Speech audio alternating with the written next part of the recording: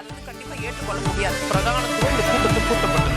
ஏன் இவ்வளவு பெரிய ஒரு கன்ஃபியூஷன்? நான் ரொம்ப சிம்பிளான ஒரு கொஸ்டின். அவருக்கு வேற எந்த விதமான ரைட்ஸும் கிடையாது. என்ன வேணா இருக்கட்டும்ங்க. வணக்கம், நேர்பட பேசு நிகழ்ச்சிக்கு வரவேற்கிறோம். திரு எடப்பாடி பழனிசாமியை சந்தித்து அதிமுக பாஜக கூட்டணியில் தன்னை இணைத்துக் கொண்டிருக்கிறார் திரு அன்புமணி.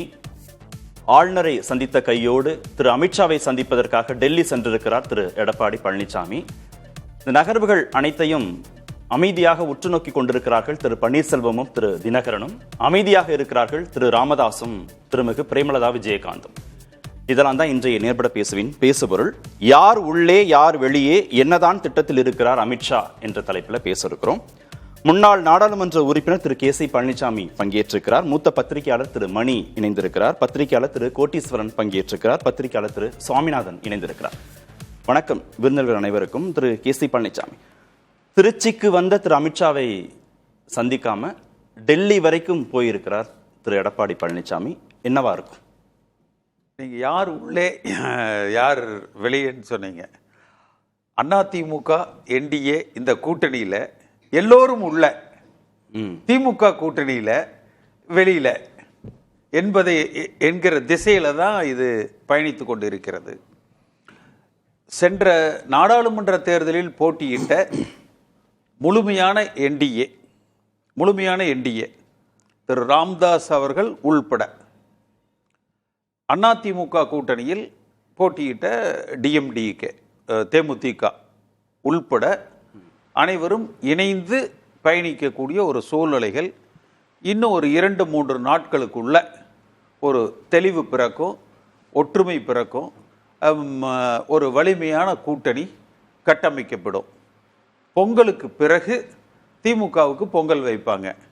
அந்த கூட்டணியிலிருந்து காங்கிரஸ் ஒருவேளை வெளியில் போகலாம், அல்லது விஜய் ஒருவேளை, அது வாய்ப்பு குறைச்சல், ஒருவேளை என்டிஏ கூட்டணியில் இணையலாம். ஆனால் இணையலாம், அதுக்கு வாய்ப்பு குறைச்சல்.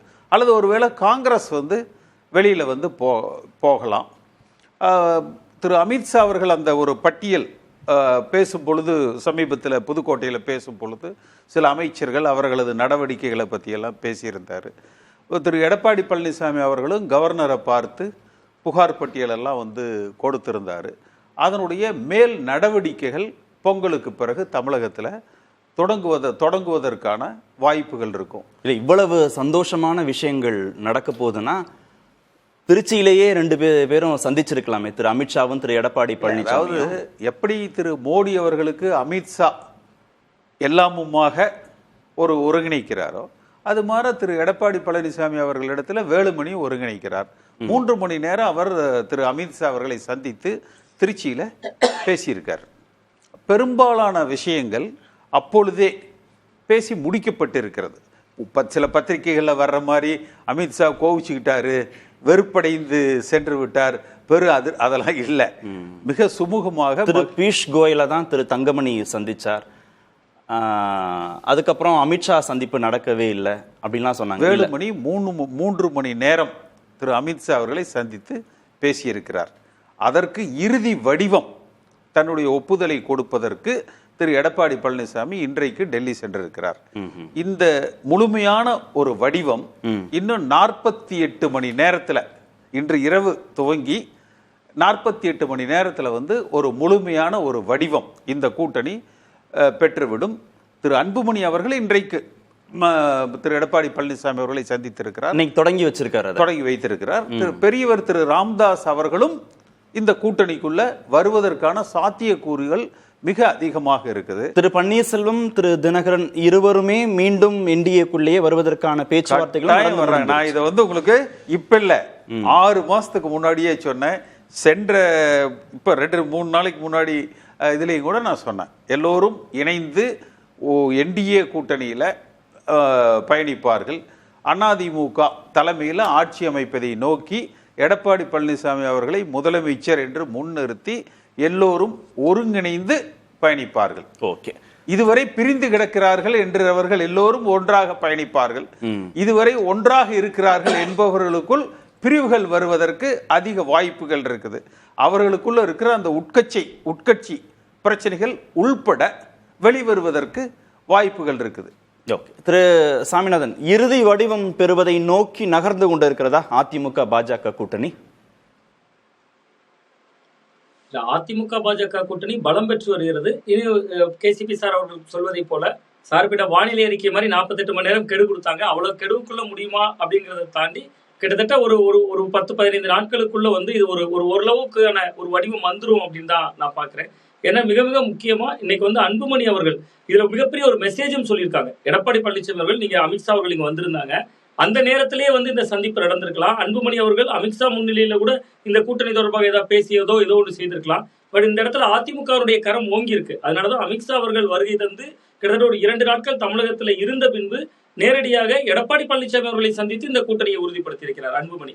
அப்ப அதுல வந்து மிக முக்கியமா நம்ம அந்த பொதுக்குழுவினுடைய தீர்மானத்தினுடைய அடிப்படையில கூட்டணிக்கு நாங்க தான் தலைமை, நாங்க தான் வரக்கூடிய கட்சிகளை முடிவெடுப்போம்ங்கிற அந்த அதிகாரத்தை அதிமுக ரொம்ப விடாப்படியாக பிடித்து வைத்திருக்கிறாங்க. அதனால அன்புமணி அவர்கள் அங்க போய் சந்திக்கிறாங்க.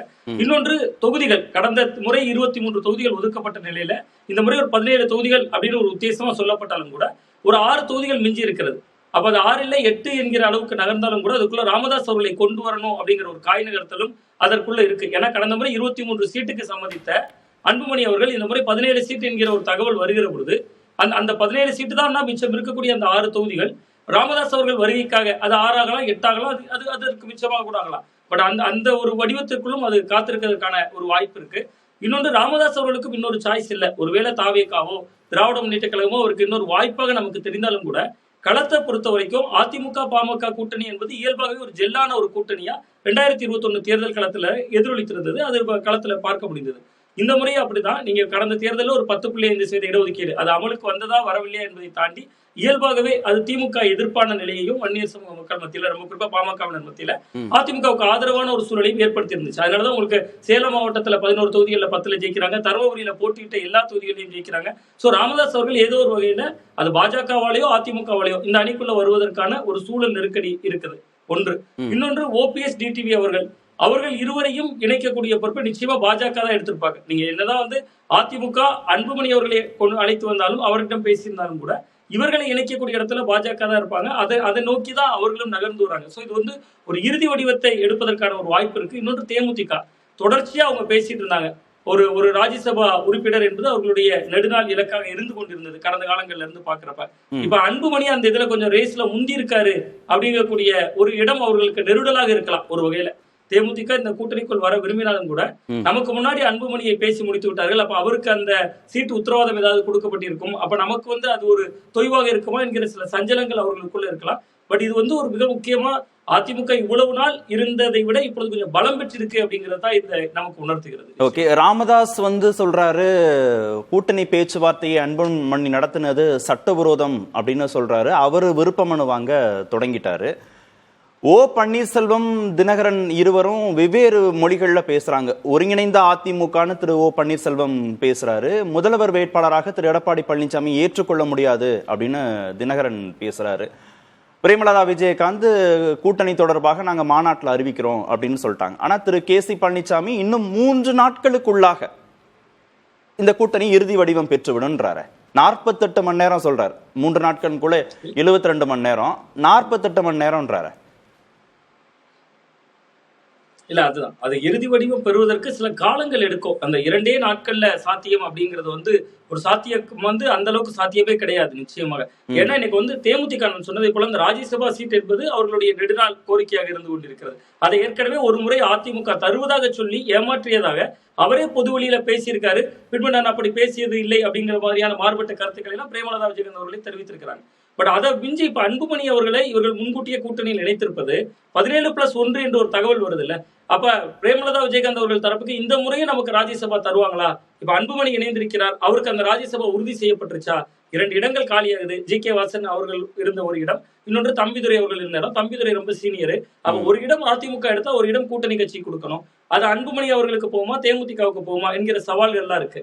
சோ அந்த தேமுதிக வந்து காத்திருந்துதான் அதனால முடிவெடுப்பாங்க. ஏற்கனவே அவர்கள் சொன்னாங்க ஜனவரி 9ஆம் தேதி எங்களுடைய மாநாட்டுல முடிவெடுப்போம் அறிவிப்போம். நாங்க ஜனவரி 9ஆம் தேதி வருவதாக சொன்ன ஜனநாயகனே தள்ளி போயிருச்சு. அப்ப தேமுதிகவும் அந்த முடிவு அன்னைக்கே அறிவிக்கணும் அப்படின்னு எந்த கட்டாயமும் இல்லை. அவர்களுக்கு காலம் இருக்கிறது. சோ அவர்கள் அதை நகர்த்தி செல்வதற்கு தான் வாய்ப்பு இருக்கு. நீங்க கேட்டதை போல OPS டிடிவி தினகரன் அவர்கள் இந்த 2 பேருக்குமே பன்னீர்செல்வம் அவர்கள் அதிமுகவுக்குள்ள வரணும் அப்படின்னு விரும்புகிறார். டிடிவி தினகரன் அவர்கள் முதல்வர் வேட்பாளராக இவரை ஏற்றுக்கொள்ள மாட்டேங்கிறார்.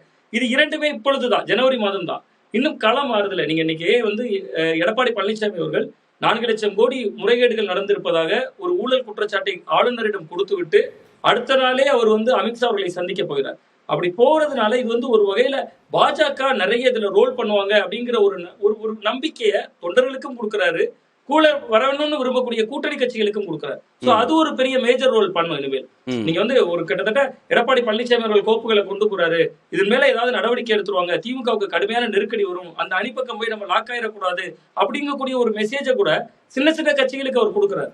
சோ அந்த வகையில இது வந்து இவர்களை நோக்கி நெருங்கி வருவதற்கான வாய்ப்புகளை பழைய தேசிய ஜனநாயக கூட்டணி அமித்ஷாவோட அதிகபட்ச இலக்கு நீங்க புதுசா யாரையும் கூட்டிட்டு வர வேண்டாம்.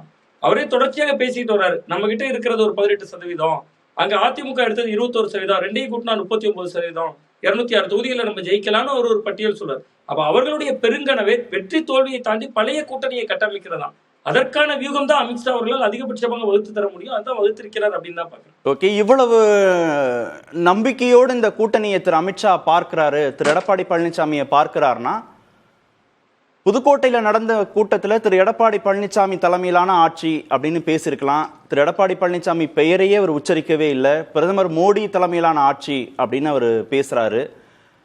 இதெல்லாம் எதை சொல்லுது? அதிமுக அப்பர் ஹேண்ட் எடுக்குது அப்படின்னு பேசுறாரு இல்லையா திரு கேசிபி, நீங்களும் அதை குறிப்பிட்டீங்க. அப்போ அவங்கள முன்னிலைப்படுத்தி திரு அமித்ஷாவுடைய பேச்சு இல்லையே புதுக்கோட்டையில. அதுலதான் சார், அதுல வந்து பொதுவாக அமித்ஷா அவர்கள் தேர்தல் வியூகங்கள்ல ரொம்ப திறமையா வகுக்கக்கூடியவர். அது தமிழ்நாட்டுல எடுபட்டதே இல்லை அவருடைய தேர்தல் வியூகங்கள், அது தனி. ஆனா அதை மிஞ்சி அவருக்குள்ள அந்த கூட்டணி வியூகம் அப்படிங்கிற ஒரு அஸ்திரத்தை தான் இப்ப ரொம்ப மறைமுகமா அவர் செய்து கொண்டிருக்கிறார். அதான் நான் சொன்னேன், அதாவது அதிமுகவிடம் இருந்து கணிசமான தொகுதிகளை பாஜக வாங்கணும், வாங்கிட்டு உள்ள ஃபுல்லா எல்லாருக்கும் நாங்க கொடுத்துக்கிறோங்கிற முடிவு தான் பாஜகவிடம் இருக்கிறது. அப்பதான் அவங்களோட பேர வலிமையை கூட்ட முடியும், கூட்டணி ஆட்சியை நோக்கி நகர முடியும். பட் அந்த இடத்துலதான் அதிமுக அப்பர் ஹேண்ட் எப்படி இருக்குதுன்னா, அன்புமணி அவர்களை இவர்களே கூப்பிட்டு அழைத்து பேசிட்டாங்க. அடுத்து ராமதாஸ் அவர்கள்ட்ட சி வி சண்முகம் போன்றவர்கள் பேச போறதா தகவல்கள் வருது.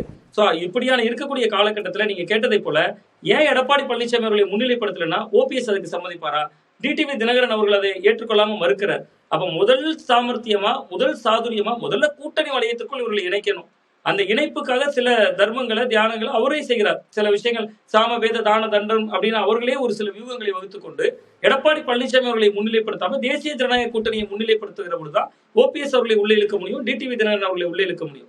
பட் இதுல சவாலான விஷயம் என்னன்னா, இவர்களை எல்லாம் எடப்பாடி பழனிசாமி அவர்கள் முதல்வர்னு உள்ள வந்த பின்பும் பேச வைக்க முடியும், பேச வைக்க வேண்டும். அது வந்து அவ்வளவு எளிதில சாத்தியமே கிடையாது. அனைவரும் சேர்ந்து ஒரு சேர ஒரு ஒரு மேடையில தோன்றி எல்லாரும் ஒருவர் கைகளை ஒருவர் பற்றி கொண்டு கைகளை உயர்த்துவது என்பதெல்லாம் இனிமேல் பெரிய குதிரை கொம்பான ஒரு விஷயம் தான். பட் பாஜக அந்த முயற்சிகளை எடுக்கிறாங்க அப்படின்னு தான் இது உணர்த்துது. ஓகே திரு மணி, அதிமுக பாஜக கூட்டணி 8 மாதங்களாக ஜெல்லாகவே இல்லை அப்படின்னு பேசியிருக்கிறோம் பல விவாதங்கள்ல. ஆனா தேர்தலுக்கு இன்னும் குறைந்த நாட்கள் இருக்கிற நிலையில மிக வேகமாக அந்த கூட்டணி இறுதி வடிவத்தை நோக்கி நகர்ந்து கொண்டிருக்கு. ஒரு பாசிட்டிவான அம்சமாக இதை பார்க்கலாமா? ஆமாம், அவர்கள் கட்சி கூட்டணியை பொறுத்தவரையில் பாசிட்டிவ் தான், ஷேப்புக்கு வந்துகிட்டு இருக்குது. அது 2 விஷயங்கள் ரொம்ப இப்போ சிக்கல் அவங்களுக்கு. ஒன்று ஓபிஎஸ் டிடி விவகாரம், 2வது வந்து பாமக. ஏன்னா அப்பா மகன் சண்டையால் இப்போ காலையில் பாமகனா ராமதாஸ் பாமக அன்புமணி அழைச்சிட்டு வந்துட்டாங்க உள்ளே. வந்து ராமதாஸ் இவங்க சொல்கிறாங்க, அவர் சுவாமிநாதன் சொல்கிறாரு, அது சி வி சண்முகம் பேசினா சரியாடு. எனக்கு என்னமோ அந்த நம்பிக்கை இல்லை. அந்த உள்ள பிரச்சனை ரொம்ப ஆழமாக வேறுன்றியது. அவர் ராமதாஸே சொன்ன மாதிரி 16 முறை முயற்சி செய்தார்கள். யாரோ வந்தாங்க, 16 பேர் வந்து அப்ரோச் பண்ணாங்கன்னு ராமதாஸ் பேசினார், உங்களுக்கு ஞாபகம் இருக்கும். ஏன் ஒரு கட்டத்தில் நீதிமன்றமே அந்த முயற்சியை மேற்கொண்டது, ஒன்றுமே பண்ண முடியல. அதனால இந்த முறை வந்து அவர் அன்புமணி தரப்பே அந்த முடிவுக்கு வந்துட்டாங்க. திரு பாலு பேட்டி கொடுக்கும்போது இருதரப்பும் சமாதானமாகுவது இப்போதைக்கு வாய்ப்பு இல்லைன்னு ஜி.கே. மணி அதை சொல்லிட்டாரு. அதனால ராமதாஸ் அவர்களை இந்த அலையன்ஸ் கூட்டம் வரது வாய்ப்பு இல்லைன்னு தான் என்னுடைய கருத்து. 2வது வந்து ஓபிஎஸ் டிடிவி இஷ்யூ. அது நான் ஆரம்பத்துலேருந்தே சொன்னது, அமித்ஷாவோட அனுமதி இல்லாமல் இவங்க 2 பேரும் ஒரு ஃபைனல் டிசிஷன் எடுக்க முடியாது. அந்த அளவுக்கு சிக்கல்கள் அவங்க 2 பேருக்குமே இருக்கிறது. சிலவற்றை நம்ம வெளியில் பேச முடியாது, அவ்வளோதான்.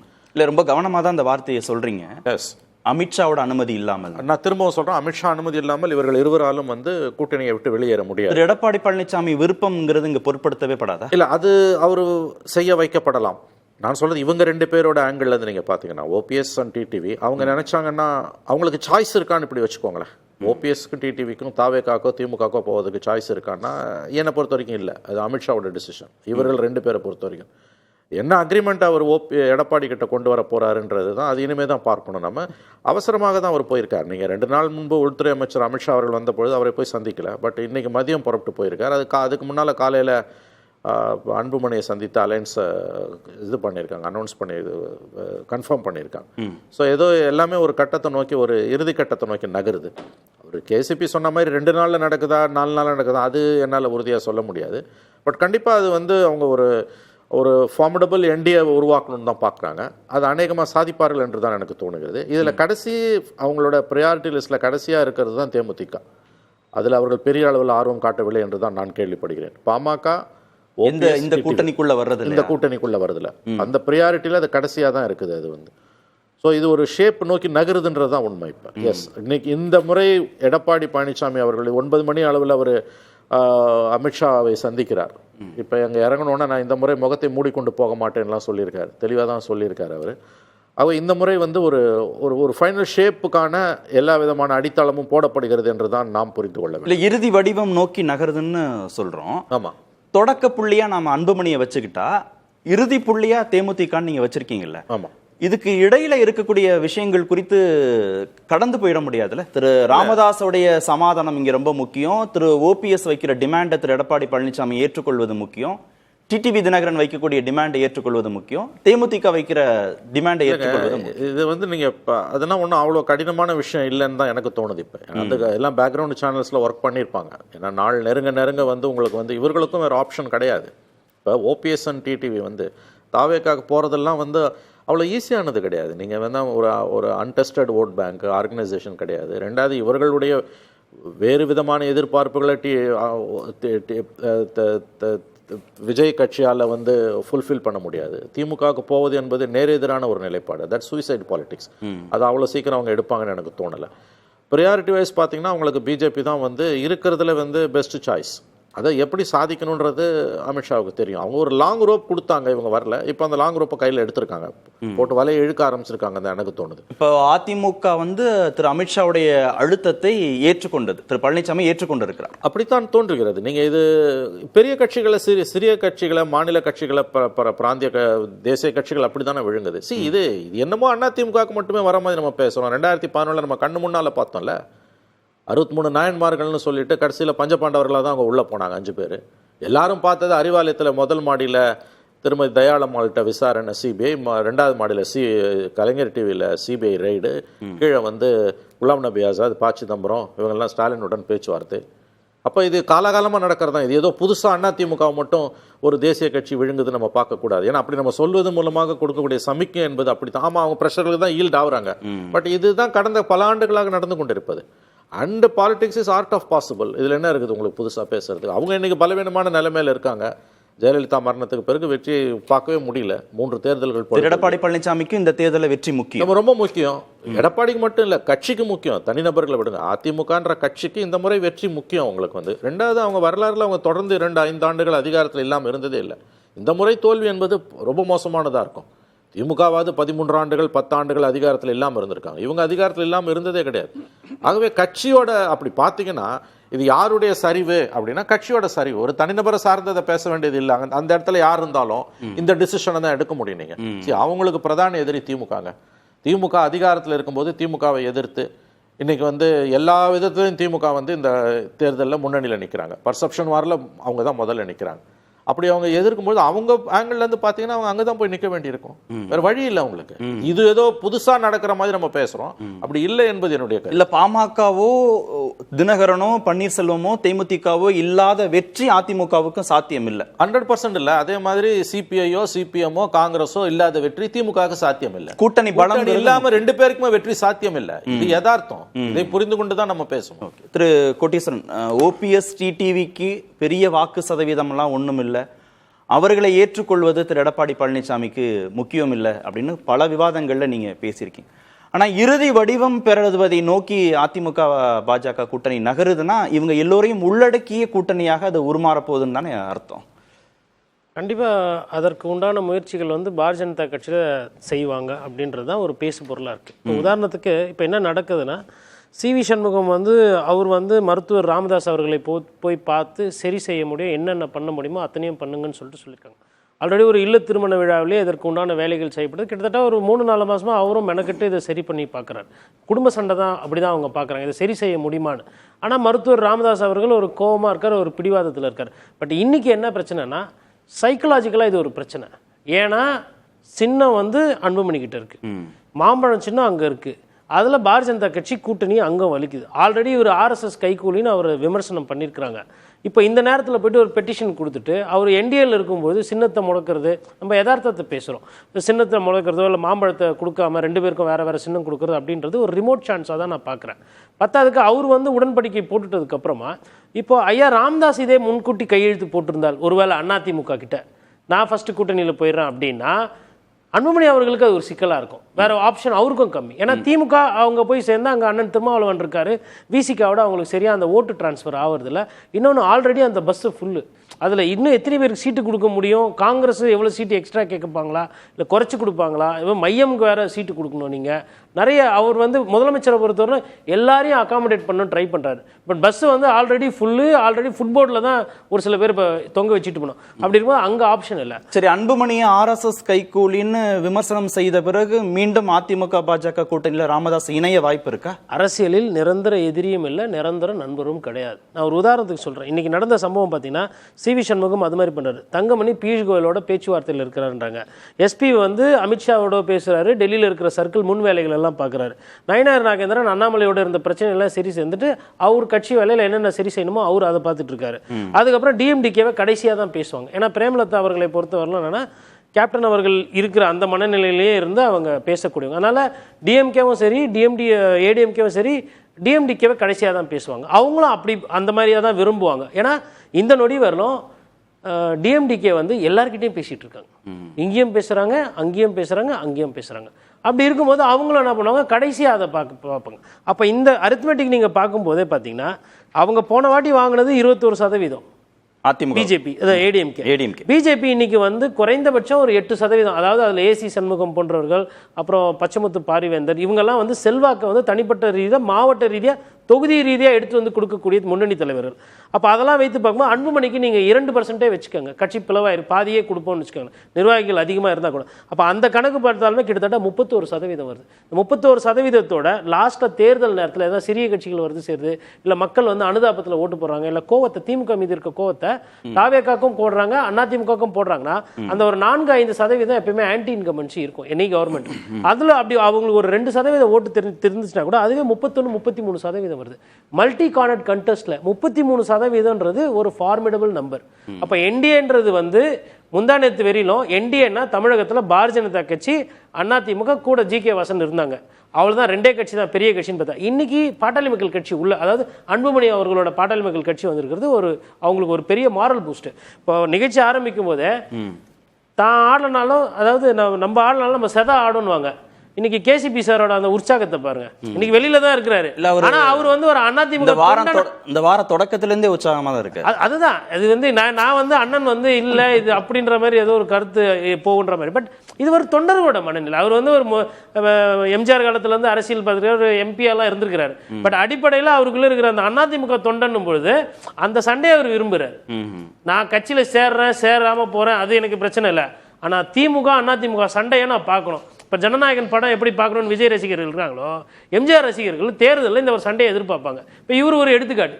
இதே மனநிலை என்ன ஆகும்னா அதிமுக தொண்டர்களுக்கு சார்ஜ் ஆகும். ஏன்னா ரொம்ப சோர்வா ஒரு மாதிரி ஒரு சங்கடத்தில் தான் இருக்காங்க. ஏன்னா தோல்விக்கு மேலே தோல்வி, கூட்டணி சரியாக அமையல, யார் வருவா யார் போ, அதற்கு வந்து இன்னைக்கு காய வந்து ஆரம்பிச்சிருக்காங்க. நேற்று கவர்னரை பார்க்குறாங்க, இன்னைக்கு வந்து கூட்டணி பேசுகிறாங்க, திருப்பி டெல்லிக்கு போகிறாரு. அதே மாதிரி மணி சார் சொன்ன மாதிரி நான் பாருங்க மூஞ்ச நல்லா போடுங்க, நான் சொல்லிட்டு தான் போகிறேன் அப்படின்னு அந்த பாடி லாங்குவேஜ் சேஞ்ச் வருது. நேற்று வரலாம் அமைதியாக நம்பிக்கை வெளிப்படுத்துறாங்க. இது என்ன ஆகுனா பர்செப்ஷனில் அவங்களுக்கு பர்செப்ஷன் ஒரு பிரச்சனையாக இருந்தது. இந்த பர்செப்ஷனில் இது இம்ப்ரூவ் ஆகிட்டு வரும்போது அதிமுக கூட்டணிக்கு போகலாமா வேணாமான்னு யோசிச்சவங்களுக்கும் அடடே அங்கே டிக்கெட்டு ஃபுல்லாகிடுச்சு, பஸ் டிக்கெட்டு போயிடுச்சுன்னா நமக்கு கம்மியாகிடுமோ. அதான் வந்து சுவாமிநாதன் அழகாக சொன்னார். அப்போ நமக்கு ராஜ்யசபா சீட்டு நமக்கு சீட்டு கம்மியாயிடுமோ என்பது எல்லாருமே என்ன ஆவாங்கன்னா ஆட்டோமேட்டிக்காக அந்த என்டிஏ கூட்டணியோ இல்லை அதிமுக தலைமையோ தேடி போகக்கூடிய அந்த சூழ்நிலை கட்டமைப்பு உருவாகும். திரு மணி, ஏற்கனவே திமுக கூட்டணி இன்டாக்டா இருக்காங்க, இந்த பக்கம் அதிமுக பாஜக கூட்டணி வலுப்பெறுதுன்னா மீண்டும் தமிழ்நாடு 2026லயும் இருதுருவ அரசியலுக்குள்ளாகவே நிலை பெற்று இந்த தேர்தலை சந்திக்க போகுதுன்னா சேலஞ்சு யாருக்கு? தாவேகா தலைமையிலான கூட்டணிங்கிறதுக்கான வாய்ப்புகள் குறையுதா? அப்போ இல்ல அதுக்குள்ள அந்த முடிவுக்கு நீங்க ஜம்ப் பண்ண வேணாம். அது வந்து இருதருவ சொன்னதானே. இல்ல இது ஒரு ஸ்ட்ராங் அலைன்ஸா இருக்கும். ஒன்றுபட்ட அதிமுகன்றது என்னைக்குமே வந்து ஒரு வெரி பவர்ஃபுல் அலைன்ஸ். அதுல எந்த சந்தேகமும் வேணாம் உங்களுக்கு வந்து. இன்ஃபேக்ட் ஒன்றுபட்ட அதிமுக வந்த பிறகு டிஎம்கே, அதாவது அதிமுகன்ற கட்சி உதயமான பிறகு ஒன்றுபட்ட அதிமுக இருந்த காலகட்டங்கள் நம்ம அந்த கட்டத்தையும் கடந்துட்டோம். ஒன்றுபட்ட அதிமுகவை கடந்து வலுவான அதிமுக பாஜக கூட்டணிங்கிற இடத்துக்கு நகர்ந்து. இல்ல நான் அதுக்கு தான் வரேன். நான் வந்து பாஜக கூட ஒதுக்கி வச்சுட்டு சொல்றேன். அது கூட அலைன்ஸ் ஒன்றுபட்ட அதிமுகன்ற அந்த கான்செப்ட் இருக்குல்ல, 72ல கட்சி எம்ஜிஆர் ஆரம்பிச்ச பிறகு ஒன்றுபட்ட அதிமுகன்ற கட்சி களத்துல இருந்த கட்டங்கள்ல வந்து திமுக வெற்றி பெற்றதா வரலாறே கிடையாது. 89ல கூட வந்து ஜானகி ஜெயனின் பிரிஞ்சிருந்தாங்க. அதன் பிறகு 2001 2011 2 எலெக்ஷன்ல பார்த்தீங்கன்னா யுனைடெட் ஏடிஎம்கே இருந்ததுன்னா சிறிய கட்சிகளை வச்சு கூட அவங்க வந்து ஆட்சியை பிடிச்சிருக்காங்க. ஏன்னா என்றைக்குமே அவர்களுடைய வாக்கு வங்கி என்பது திமுகவோட வாக்கு வங்கியை விட அதிகம். இதை நம்ம புரிஞ்சுக்கணும். கலைஞர் ஒவ்வொரு முறையும் எப்படி வெற்றி பெற்றார்னா சிறிய சிறிய கட்சிகளை கூட சேர்த்துக்கிட்டு ரெயின்போ அலைன்ஸை உருவாக்கி தான் அவர் வெற்றி பெற்றார். ஆகவே அதுல சென்ற வாரம் வரைக்கும் டிஎம்கே வெர்சஸ் தாவேகா, அப்புறம் வந்த கருத்து கணிப்புகள்லாம் முதல்வர் வேட்பாளராக 2ஆம் இடத்துக்கு திரு விஜய் நகர்கிறார்னு வந்தது இல்லையா? இப்ப மீண்டும் இந்த கூட்டணிக்கு போவார்கள்னு எதிர்பார்க்கப்பட்ட திரு அன்புமணி இங்க வந்துட்டாரு, பிரேமலதா அங்க வரப்போறாங்க, ஓபிஎஸ் டிவியும் வந்துருவாங்க, இறுதி வடிவத்தை நோக்கி நகருகிறதுனா தாவேகாவுக்கான ஆப்ஷன் என்னன்னு ஒரு கேள்வி வருது. அதுதான் கார்த்திகேயன் வரேன். நான் எந்த கட்டத்திலுமே தாவேகா வாச திமுக இருந்ததே கிடையாது. அது அப்படி வந்து விஜய் சொல்லிட்டு இருந்தாரு. சில கருத்து கணிப்புகள், அதுவும் வந்து என்னை பொறுத்தவரையில் ஊர்ஜிதமாகாத கருத்து கணிப்புகளால் எடுக்கப்பட்டது தான். அது வந்து என்னுடைய பாயிண்ட் வந்து ஒன்றுபட்ட அதிமுகன்றது ஒரு ஃபார்மிடபிள் ஃபோர்ஸ். பட் அதே நேரத்தில் இப்போ தாவேகா வந்திருப்பதுன்றது வந்து ஒரு அதை ஒதுக்கி தள்ள முடியாத ஒரு ஸ்பாயில்ஸ் போட்டா ஒரு டிஸ்ரப்டராக அவங்க வந்திருக்காங்க. அதனால இந்த நேரத்திலேயே இது இருதுருவ அரசியல் நம்ம சொல்ல முடியாது. இது ஒரு பெக்யூலரான ஒரு சிச்சுவேஷன் நோக்கி போகுது. அப்படி பார்த்தீங்கன்னா 8% வச்சிருக்க சீமான ஒதுக்கிட்டு ஏன் பேசுறீங்க? களத்தில் அவரும் தான் இருக்காரு. அப்போ நீங்க வந்து நம்ம பேசும்பொழுது 4 முனை போட்டி தான் அதை பேசணும். 2 பேருக்கு மட்டுமே தமிழ்நாட்டை வந்து யாரும் பட்டா போட்டு கொடுத்துடலங்க. அரித்மெட்டிக் தானே நமக்கு பேச. இல்ல நீங்க களத்துல இருக்காங்களா? 8% ஓட்டு இருக்க ஒரு கட்சியை ஒதுக்கிட்டு எப்படி நம்ம பேச முடியும்? ப்ரூவன் ஓட் பேங்க் அது. விஜய் வந்து அன்டெஸ்டட் வரலாம், நாளைக்கு வரலாம், 15% கூட வரலாம் இருக்கல, அதுல ஒண்ணும் மாற்று. பட் இன்னைக்கு நம்ம பேசும்போது டெஸ்டடா ப்ரூவன் ஒரு ஓட் பேங்கை ஒதுக்கிட்டு நம்ம எப்படி பேச முடியும்? இல்ல சார், நீங்க டிஎம்கே அலையன்ஸோட ஓட் பேங்க், அதற்கப்புறம் திரு அமித்ஷா திரு எடப்பாடி பழனிசாமி பேசுற 40-41% என்டிஏ ஓட் பேங்க் அவங்களால ரீட்டைன் பண்ண முடியுங்கிற இடத்துக்கு இப்ப நகர்றாங்கன்னா டிஎம்கே ஏடிஎம்கே அதுக்கப்புறம் நாம் தமிழர்னா அன்டெஸ்டட் இருக்கிற ஓட் பேங்க்ங்கிறது கடைசியா தானே இருக்க போகுது. அது ஒரு பாயிண்ட். இன்னொன்னு, கூட்டணிக்கான வாய்ப்புகள் இனிமே என்ன திரு விஜய்க்குன்னு ஒரு கேள்வி வந்து அது கடைசியா சொன்னது அவங்களுக்கான இப்ப ஆப்ஷன்ஸ் என்ன? ஆப்ஷன்ஸ் ரொம்ப குறைவு. ஏன்னா இப்ப வந்து ஓபிஎஸும் டிடிவியும் வந்து இன்னைக்கு எடப்பாடியை அழைத்திருப்பது என்பது இது எஸ்ஓஎஸ் அழைக்கப்பட்டிருக்கிறார் அவர், அவ்வளவுதான். வந்து கூப்பிட்டுருக்காங்க, அவர் போயிருக்காரு. இதுல ஒரு டிசிஷனுக்கான அடித்தளம் போடப்படும். இனிமே இது வந்து டிராக் பண்ணிட்டு போக மாட்டாங்க. ஏன்னா 2 நாளைக்கு முன்னால அமித்ஷா வந்த பிறகு இவர் போய் ஒண்ணு இருக்கு, இல்ல அவ்வளவுதான். Final alliance confirmed. யாரு? ஓபிஎஸ் ஏடிஎம்கே பிஜேபி அலையன்ஸ் கன்ஃபர்ம்டுங்க. அதுல மாற்று கருத்து அது உறுதியாயிடுச்சு சார். நம்ம அடுத்த இடத்துக்கு நகரும். அடுத்த இடத்துக்கு நகரும் பொழுது ஓபிஎஸ் டிடிவி இஷ்யூல ஒரு காம்ப்ரமைஸ் ஃபார்முலாக்கு எடப்பாடியும் ஒப்புக்கொள்வார் என்றுதான் நான் நம்புகிறேன். அவருடைய டெல்லி பயணத்தின் செய்தி என்பது அவரும் இறங்கி வந்திருக்காரு. அதே நேரத்தில் அவரை காம்ப்ரமைஸ் பண்றதுக்கு பிஜேபியும் ஒரு ஃபார்முலா வச்சிருக்காங்க.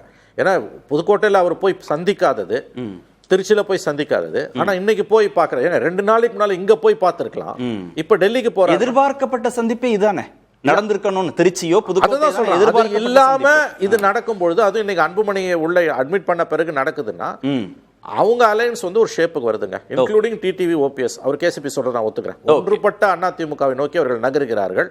பட் அது 2 நாள்ல வருமானதெல்லாம் அது என்ன பொறுத்தவரை 20 நாள்ல கூட வரட்டும். திரு சாமிநாதன், தாவேகா தலைமையிலான ஒரு கூட்டணி, திரு டிடிவி தினகரனுக்கு அது ஒரு ஆப்ஷனா இருந்தது, பிரேமலதாக்கு ஒரு ஆப்ஷனா இருந்தது, அன்புமணிக்கு ஒரு ஆப்ஷனா இருந்தது, திரு பன்னீர்செல்வத்துக்கு ஒரு ஆப்ஷனா இருந்ததுன்னா கடந்த வாரங்கள்ல பேசப்பட்டது.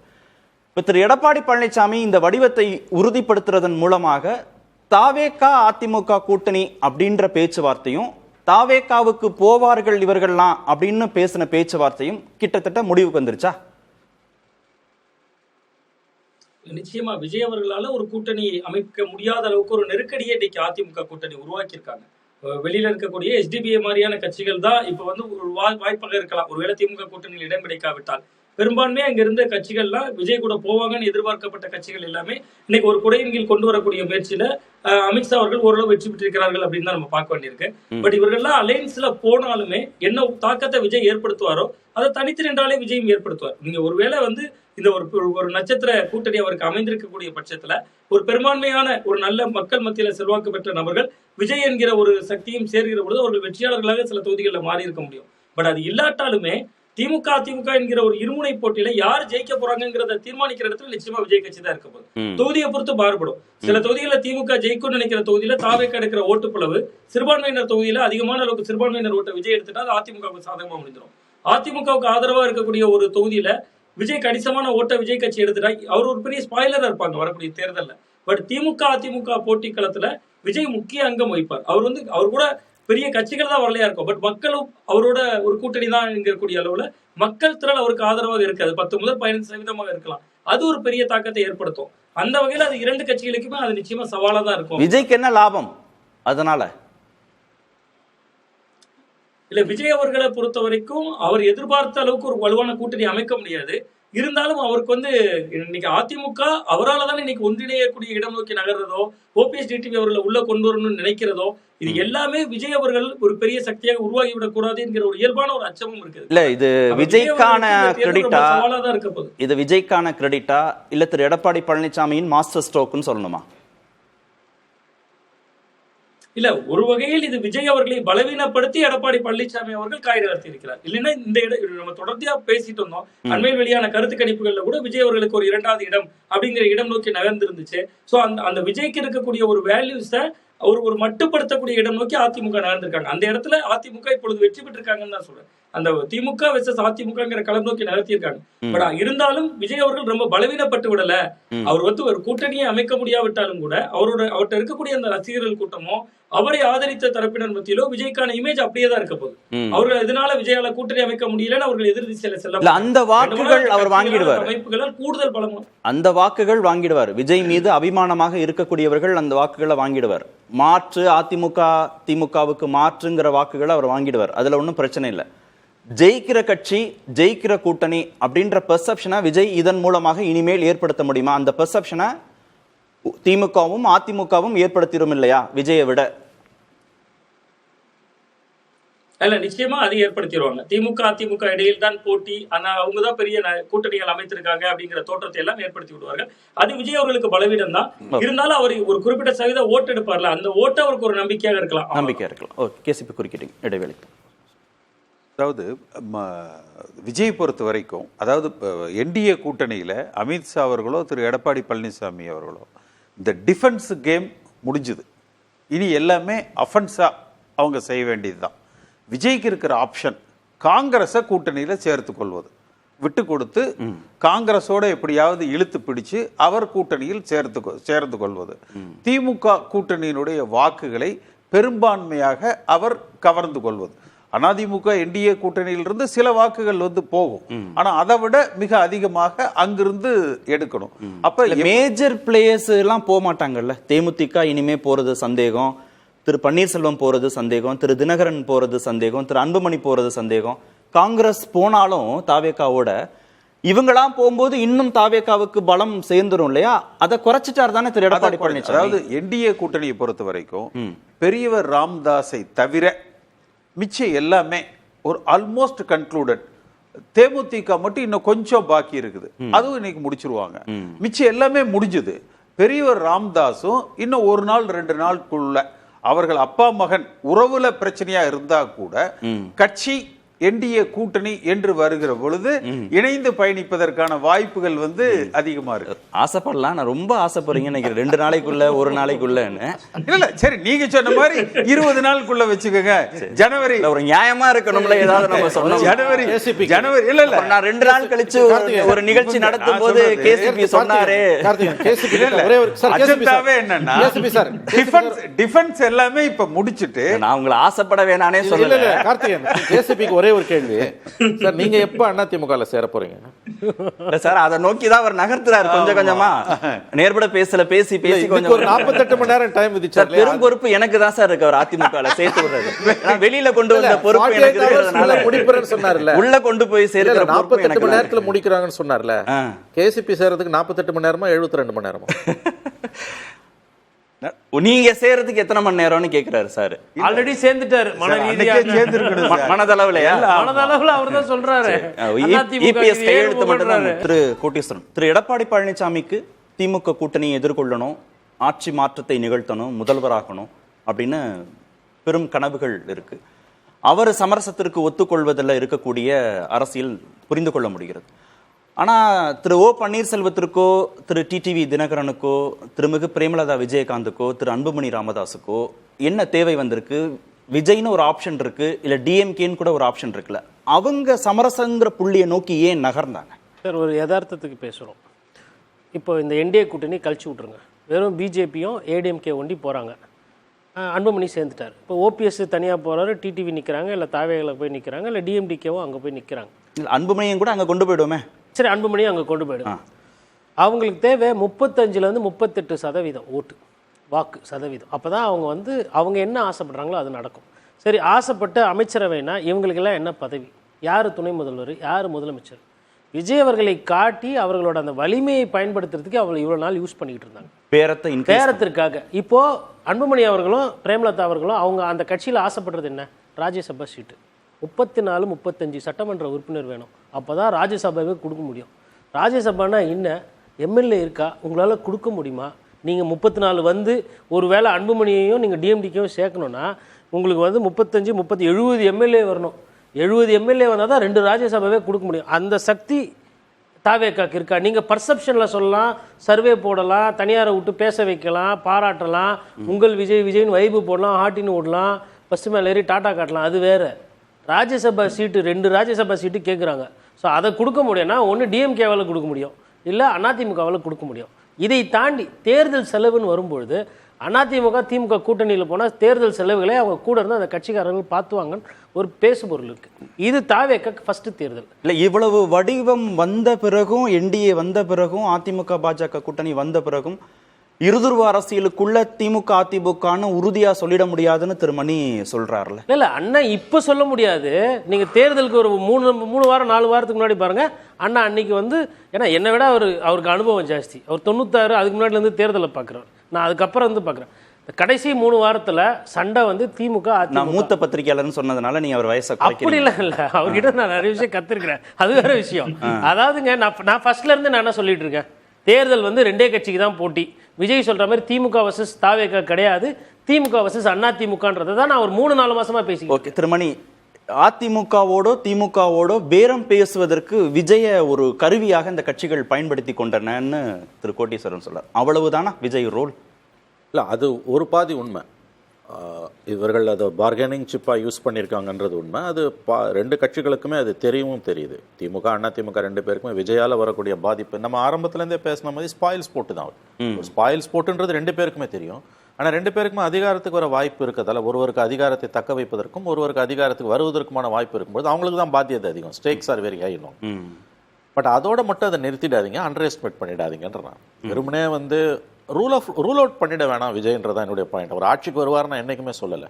பட் அவர் உடைக்கக்கூடிய வாக்குகளால சேதாரம் யாருக்கோ இருக்க போகுது, அல்லது 2 பேருக்கு இருக்க போகுது. ஜெயிச்சு பிரயோஜனம் இல்லை, 118 வாங்கணும், சிம்பிள் மெஜாரிட்டி வேணும். 2006 மாதிரி ரிசல்ட் வந்தா என்ன பண்ணுவீங்க?